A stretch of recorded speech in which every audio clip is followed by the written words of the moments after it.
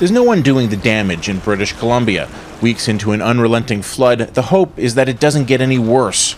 Eventually, the lost roads and houses will be rebuilt, but to avoid a repeat, urban planners say we need a dramatic change in the way we think.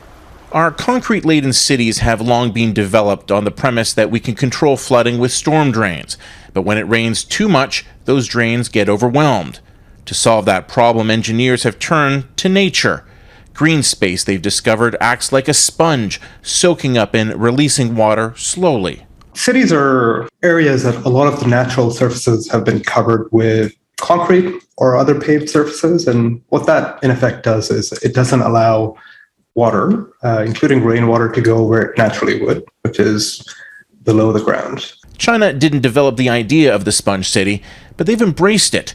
The city of Chongqing, for one, recently converted 99 hectares into a wetland park, which now acts like a giant sponge. But that's China, where change happens fast.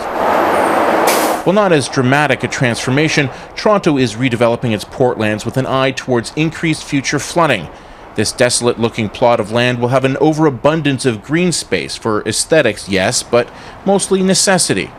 Toronto used to have a large system of streams which naturally controlled flooding, but they've all but vanished.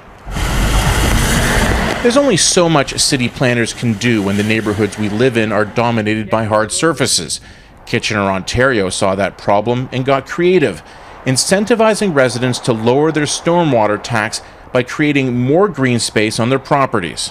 There can be debate about the cause of climate change, but I don't think there's a lot of debate about the fact that it is occurring. So in order to try to mitigate any negative impacts from those changes, we are implementing strategies today in order to protect ourselves in the future. You could say they're trying to stay dry by soaking up new ideas. Mike Drolet, Global News, Toronto.